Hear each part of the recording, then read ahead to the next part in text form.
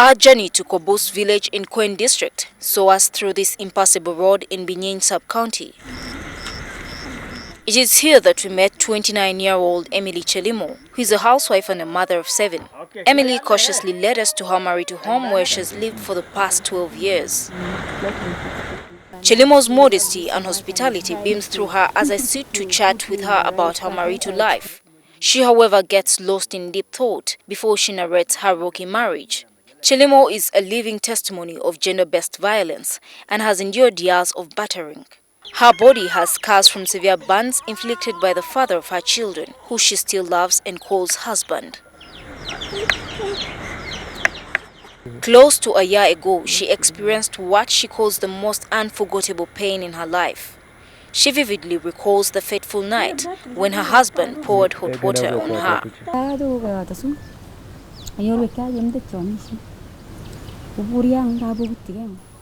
He came back in the evening very drunk. I served him food, but he complained that the food was raw. He got the food and threw it to the dogs. My children and I went to prepare tea. Then he came and asked what we were still doing in the kitchen.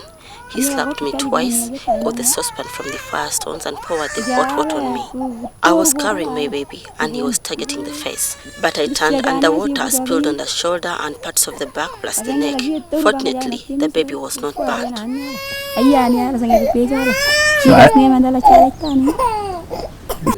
Chelimo's husband locked her in the house for close to a week after burning her. He then treated her burns with local herbs and threatened to punish her if she ever reported the case to anyone. He used a rabbit's fur to cover the burns and to stop the bleeding. Chelimo went through a lot of pain and was unable to do any work. On the 5th day, he went away from home. I escaped and went and reported the matter to police, and they came and arrested him.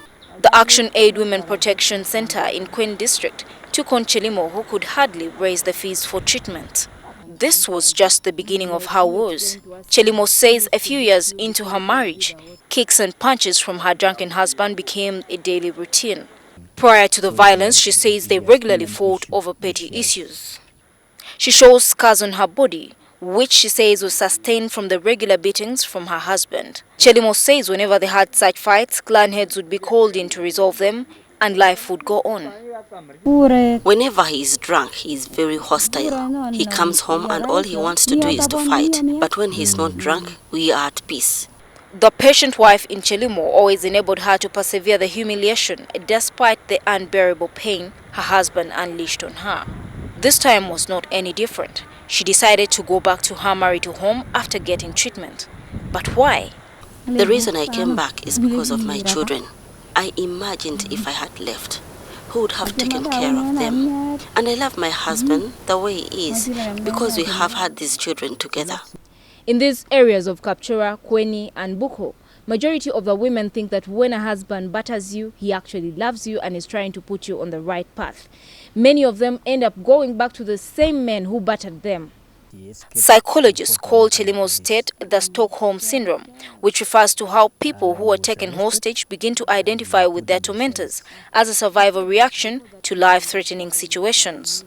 After Chelimo's husband returned from prison, he disappeared from home for 5 months, but later rejoined the family and is now living with them. Currently, Chelimo and her children survive on food she cultivates, although sometimes she runs small errands to earn some income to meet her children's school needs.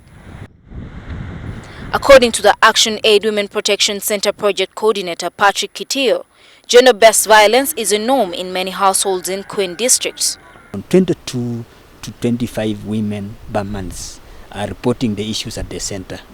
Kitio says the majority of cases go unreported in this society because of traditional and cultural beliefs that regard divorce among women as a taboo. In instances where they fight in the night, in the morning, everybody keeps quiet. Women are initiated right from childhood to adulthood, and all is that when their husbands are beat them, it is they love them.